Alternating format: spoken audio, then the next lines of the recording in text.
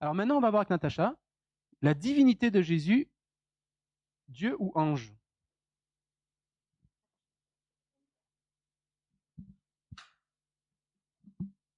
Voilà, ça c'est vraiment un point clé dans l'enseignement des témoins de Jéhovah.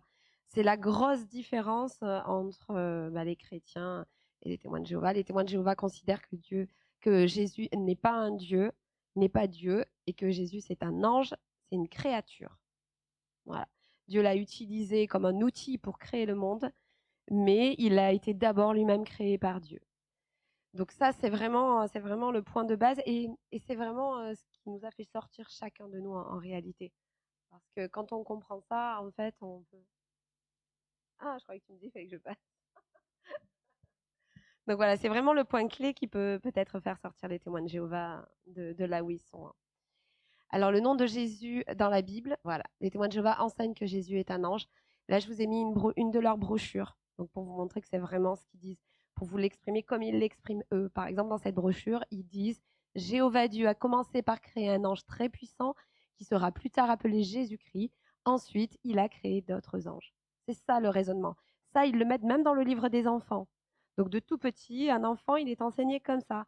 Jésus, c'est un ange, c'est le premier ange de Dieu. Et ensuite, il l'a utilisé pour créer les autres anges. Donc attention, hein, vous ne pouvez pas adorer Jésus, vous ne pouvez pas lui parler, c'est un ange. On n'adore pas les anges, on ne parle pas à un ange. Donc voilà, on a tout de suite mis Jésus en dessous. Les témoins de Jéhovah disent que Jésus est le Fils de Dieu. C'est le Fils de Dieu, mais nous sommes aussi... il a plusieurs fils Dieu, en fait. Alors, c'est très bizarre, ça paraît se contredire un peu, mais ça se contredit en réalité dans leur enseignement. C'est le Fils unique de Dieu, mais Dieu a quand même d'autres fils. Mais lui, c'est le premier unique engendré. Donc, il l'appelle quand même Fils de Dieu. Il croit au Fils de Dieu, les témoins de Jéhovah. Mais il croit en lui, mais en tant qu'ange. Il est fils dans le sens qu'il a été créé par Dieu. Alors, nulle part dans la Bible, Jésus est un ange. Et franchement, quand vous commencez à sortir des témoins de Jéhovah, vous cherchez ça partout dans la Bible. On a épluché la Bible de fond en comble pour essayer de voir est-ce qu'à un moment donné, il y a un verset qui nous dirait que Jésus est un ange. Il n'y a aucun verset qui nous dit dans la Bible que Jésus est un ange. Par contre, il y a beaucoup de versets qui vont nous montrer la divinité. Alors, sur quoi s'appuient les témoins de Jéhovah pour dire que Jésus est un ange? Alors, ils disent plus précisément que Jésus est un archange, c'est-à-dire chef des anges, et qu'il est l'archange Michel qu'on retrouve dans la Bible. La doctrine des témoins de Jéhovah, elle s'appuie sur 1 Thessaloniciens au chapitre 4, verset 16. Donc ça, c'est vraiment leur verset de base pour affirmer ça, qui dit « Le Seigneur lui-même descendra du ciel avec un cri de commandement, avec une voix d'archange et avec la trompette de Dieu. » Donc il dit le Seigneur, Jésus, descend avec une voix d'archange. Donc la voix d'archange, c'est la sienne. Donc il est un archange. Voilà le raisonnement des témoins de Jéhovah pour affirmer que Jésus est un ange. Sauf que lorsque vous prenez tous les versets de la Bible où il est parlé d'archange, et notamment de l'archange Michel, il y en a 5 dans la Bible, et que vous les épluchez tous les uns après les autres, eh bien vous vous rendez compte que vous ne pouvez en attribuer aucun à Jésus. Alors, je les ai vraiment épluchés les uns après les autres. J'ai bien regardé. Je vous en ai pris un en exemple. Par exemple, Daniel, chapitre 10, verset 13, qui dit « Le chef du royaume de Perse m'a résisté 21 jours, mais Michel, l'un des principaux chefs, est venu à mon aide, et je suis resté là, près des rois de Perse. » Est-ce qu'on pourrait identifier Jésus à l'un des principaux chefs, sachant que dans la Bible, il nous est dit que Jésus, c'est le Fils unique. Et ça, les témoins de Jéhovah le reconnaissent. Donc, vous pouvez les faire raisonner sur un verset comme ça. Jésus ne peut pas être l'un des principaux chefs. Jésus, il est le Fils unique. Philippiens chapitre 2, verset 9, il a le nom qui est au-dessus de tout nom. Donc Jésus est au-dessus des autres. Il ne peut pas être l'un des principaux chefs. C'est impossible. Ah oui, il y avait un autre verset, alors que je n'ai pas mis en diapo, mais que je voulais vous lire. Vous pouvez tous les prendre les uns après les autres. Le problème avec la télécommande. Voilà, vous pouvez les prendre tous les uns après les autres. Vous verrez que c'est impossible de les attribuer à Jésus. Et il y en a un qui est pas mal aussi, c'est Jude chapitre 1, parce qu'il n'y en a qu'un, le verset 9. Il est dit « Or, l'archange Michel, lorsqu'il contestait avec le diable et lui disputait le corps de Moïse, n'osa pas porter contre lui un jugement injurieux, mais il dit que le Seigneur te réprime. » Alors, je ne sais pas si vous pouvez imaginer, c'est Jésus, il est l'archange Michel, il a le diable en face de lui, et il n'ose pas lui donner un propos injurieux ou le réprimander. Alors que Jésus, c'est quand même celui qui rien qu'à son nom, les démons, ils sortent, quoi.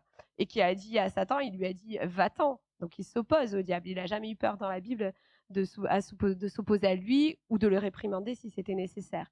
Donc Jésus ne peut pas être l'archange Michel. Voilà. Alors le fameux « avec », donc dans la Bible des témoins de Jéhovah, on a vu qu'ils avaient mis « avec la voix d'un archange ». Si on fait un petit peu de grec, c'est le Strong 1722 N, qui peut se traduire par dans, sur, à, avec, par, parmi. Donc les témoins de Jéhovah ont choisi d'utiliser le mot avec. On ne peut pas leur dire que c'est complètement faux, c'était une option de choisir le mot avec. Eux, ils ont décidé cette option-là. Pourquoi? On l'a vu, ils sont prêts à changer carrément des mots pour que ça colle avec leur doctrine. Donc en mettant avec, ça collait avec la doctrine de dire que Jésus c'est un ange et que c'est pas Dieu. Donc ils ont choisi la traduction avec. Si vous prenez Louis II, Second 21, Bible du Semeur, vous allez trouver une autre façon de traduire. Là, par exemple, sur ces deux versions, vous avez en effet, le Seigneur lui-même a un signal donné à la voix d'un archange et au son de la trompette de Dieu. Et là, à la voix d'un archange, ça change le sens. On peut se dire, bah oui, mais il y avait une voix d'archange qui annonçait la venue du Seigneur. Voilà, ça change le sens. Donc, eux, dans tous les cas, ils vont toujours choisir la traduction qui va appuyer la doctrine de Jésus n'est pas Dieu et Jésus est un ange. Alors, des versets, pour vous donner des versets clés montrant la divinité de Jésus, qui peuvent leur parler à eux. Hébreux chapitre 1, le verset que tu citais tout à l'heure. Celui-là, il est vraiment bien, ce verset, pour le citer aux témoins de Jéhovah. Il dit de plus, au sujet des anges, il dit, il fait de ses anges des esprits et de ses serviteurs une flamme de feu, mais il dit au Fils, ton trône, ô Dieu, est éternel. Donc il fait la différence dans ce verset entre les anges et entre le Fils de Dieu. Donc là, le Fils, les témoins de Jéhovah vont bien comprendre qu'on parle de Jésus quand on dit le Fils, ton trône, ô Dieu, est éternel. Bon, il faut savoir que cette version, elle est quand même modifiée dans la Bible des témoins de Jéhovah. Ils inversent, ils disent quoi exactement? Je ne l'ai plus en tête. Voilà. Voilà. Ils modifient encore. Mais vous pouvez quand même utiliser ce verset et les faire résonner parce que quand même, il montre la différence entre Jésus et les anges, moi je trouve ce verset. Même avec leur version qui a été modifiée. Parce que quand même, il dit, auquel des anges a-t-il déjà dit, assis-toi à ma droite jusqu'à ce que j'ai fait de tes ennemis ton marchepied. Moi je trouve que rien que cette phrase, elle est claire quand il dit, mais auquel des anges a-t-il dit? Ça sous-entend que lui, il n'est pas un ange en fait, hein, et qui fait bien une différence entre le Fils de Dieu et entre les anges. Donc le Fils de Dieu n'est pas un ange. Je vous donne un autre verset, donc Jean chapitre 1, verset 1 que vous connaissez bien. Au commencement, la parole existait déjà, j'ai fait une faute. La parole était avec Dieu et la parole était Dieu, ou dans la version des témoins de Jéhovah, était un Dieu. Donc de toute façon, en mettant était un Dieu, déjà à la base, ils reconnaissent quand même qu'il était un Dieu. Donc on peut partir sur ce raisonnement-là.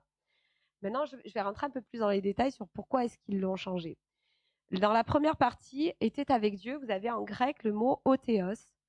Dans la deuxième partie, la parole était Dieu, vous avez théos.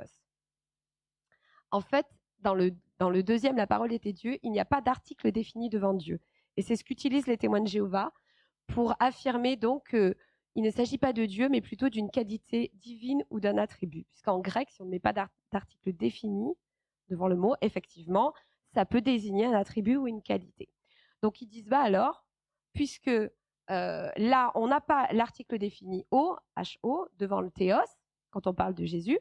Donc là, c'est une qualité divine. Ça signifierait que Jésus, il est de qualité divine, mais il n'est pas vraiment Dieu. Ok, ce raisonnement, allez, je peux comprendre ce raisonnement. Mais dans ce cas-là, si on va au bout de leur raisonnement, ça signifierait qu'à chaque fois que je trouve Othéos, on parle de Dieu. Ça signifie qu'à chaque fois que je trouve Théos, on ne parle pas tout à fait de Dieu. Mais donc, si à un moment donné, dans la Bible, on parle de Jésus et que j'ai le mot Othéos, donc Jésus est Dieu. Alors, on s'est mis à chercher si on trouvait Othéos attribué à Dieu. Ben, on le trouve en fait. Vous le trouvez en Jean chapitre 20, verset 28. Thomas lui répondit, mon Seigneur et mon Dieu. Et là, à Dieu, on a Othéos. On a l'article défini devant et on est en train de parler de Jésus. Donc Jésus est bien Dieu. Et à l'inverse, comme quoi leur logique est vraiment, elle ne tient pas la route, Jean 8, 54 qui dit, c'est mon Père qui me glorifie, lui que vous dites être votre Dieu. Donc dans la fin, Dieu, ils reconnaissent vraiment que c'est le Dieu tout-puissant, celui qu'ils appellent Jéhovah. Ben là, vous avez Théos, vous n'avez pas le H-O. Vous n'avez pas le Théos. Alors qu'est-ce qu'on dit dans ce cas-là? Si moi je prends que ces versets, je dis que finalement Jésus est Dieu et que Dieu n'est pas Dieu, il est juste de qualité divine sur le deuxième verset. Enfin, on sent bien qu'il y a une incohérence en fait. Ça tient pas la route. Voilà, j'aime bien utiliser ce verset aussi avec les témoins de Jéhovah, parce qu'étonnamment, il n'a pas été enlevé de la Bible. Vous pouvez le prendre dans leur Bible. Ça, c'est pas mal. Ésaïe 9,5, parce que les témoins de Jéhovah attribuent bien ce verset à Jésus. Il n'y a pas de contestation là-dessus. Donc, vous allez sur un terrain neutre, en fait, avec ce verset. Et ce verset nous dit, un enfant nous est né, un fils nous a été donné, donc Jésus. On l'appellera merveilleux conseiller, Dieu puissant, Père éternel, prince de la paix. Il est bien dit Dieu puissant. Le terme en hébreu, c'est El Gibor. Alors, il y a une explication que les témoins de Jéhovah donnent en disant oui, mais El Gibor peut être utilisé aussi des fois pour des rois, mais en général, le témoin de Jéhovah dans une congrégation, il connaît même pas ces explications. Et Père éternel aussi. Hein. Voilà. Donc ce verset, il est vraiment bien. Deux. Ouais. Ouais. Sur quoi ils viennent de le changer? C'est plus. Jusqu'à maintenant, on avait Dieu puissant. Ah, Dieu fort, ils mettent. D'accord. Oui. Oui, oui. Donc, ils ont laissé encore Dieu sur ce verset-là. Donc, on peut encore partir sur ce verset comme une base. Mais moi, j'ai remarqué, parce qu'on avait été avec Joël convoqué par des anciens vers la fin, avant qu'on parte, et on avait cité ce verset-là aux anciens. On avait dit, bon, allez, tous les autres, ils nous trouvaient une tonne d'arguments, bon, d'accord. Mais on lui avait dit, mais quand même celui-là, même Dieu fort, c'est Dieu donc. Dieu fort, c'est quand même Dieu. Et quand même, ils ont dit, oui, c'est vrai, on n'a pas d'explication. Ils nous avaient dit ça quand même, l'ancien important. Donc c'est pour ça que c'est un verset qu'on peut utiliser, parce que bon, certains vont rentrer peut-être à ce point-là dans les détails, mais ça va rester rare. Beaucoup, ils vont quand même être obligés de dire qu'effectivement, c'est problématique, et c'est un verset où il est dit Dieu, alors qu'on est en train de parler de Jésus. Donc il est intéressant à utiliser. Vous allez avoir plusieurs cas de figure si vous tombez sur des anciens. Là, eux, ils vont aller un peu plus loin, ils vont connaître ces choses-là.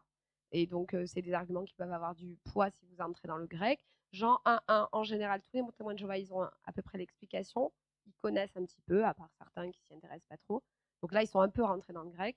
Et par contre, effectivement, tous ceux qui connaissent pas, c'est pour ça qu'Ésaïe 9.5, il est pas mal, parce qu'au moins, on n'a pas besoin de rentrer dans les traductions. On reste simple et on avance un argument qui est intéressant.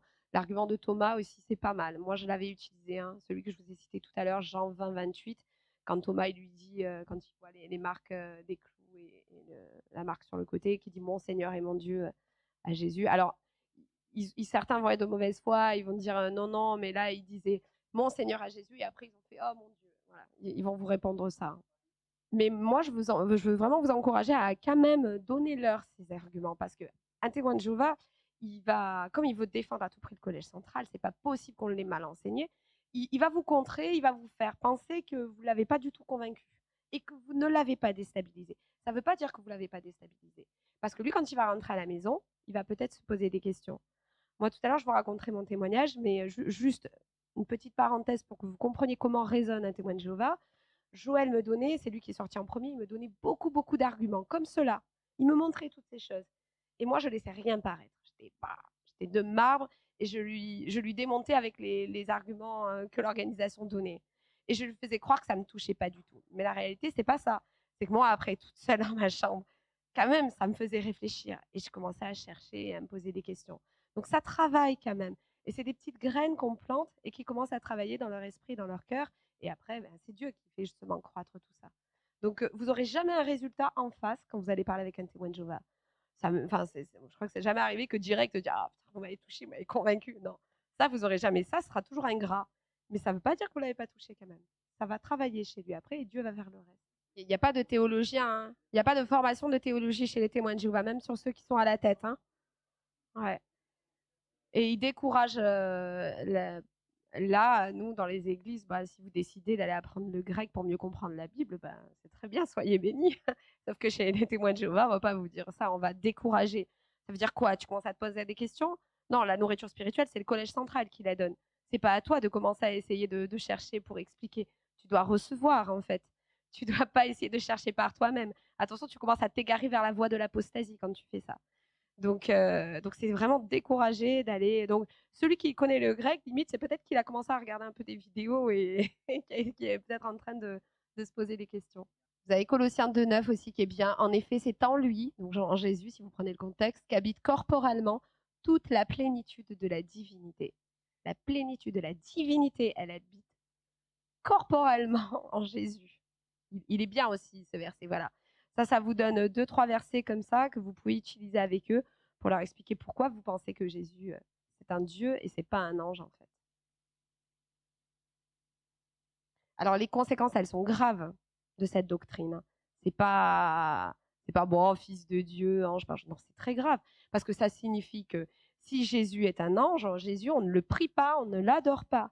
Donc les témoins de Jéhovah n'ont aucune relation avec Jésus. Et j'ai mis ce verset-là parce que on s'en était une fois servi avec Denis en allant, en parlant avec des témoins de Jéhovah quand ils ont des valisettes là, comme ça. Il n'a pas changé encore pour l'instant dans leur Bible. Et ce verset-là, moi je trouve qu'il montre qu'on peut adorer Jésus. Et donc du coup, ça remet encore en question la doctrine. Parce qu'il est dit, à celui qui est assis sur le trône et à l'agneau, soit la bénédiction et l'honneur et la gloire et la puissance à tout jamais. Les 4 créatures vivantes disaient Amen, et les anciens sont tombés à genoux et ont adoré. Il y a le mot adorer. Mais on adore qui? On adore celui qui est assis sur le trône et l'agneau. Et l'agneau, c'est Jésus. Les témoins de Jéhovah vont reconnaître que l'agneau, c'est Jésus. Et là, la dame témoin de Jéhovah avec qui on discutait, elle est restée, elle a dit, j'ai pas de réponse. Elle n'avait pas de réponse à ça, elle a été perturbée. Effectivement, on pouvait adorer Jésus, là, dans ce verset-là. Mais si on peut adorer à Jésus, en fait, c'est un effet domino, ça remet tout en question. En fait, si on peut adorer Jésus, mais comme on ne peut pas adorer un ange, alors est-ce que Jésus est vraiment un ange dans ce cas-là, si dans la Bible on peut l'adorer? Donc voilà, ce verset aussi, il est pas mal. Apocalypse. Alors ça s'appelle Révélation chez eux dans leur Bible au lieu d'Apocalypse, ce qui veut dire la même chose. Hein.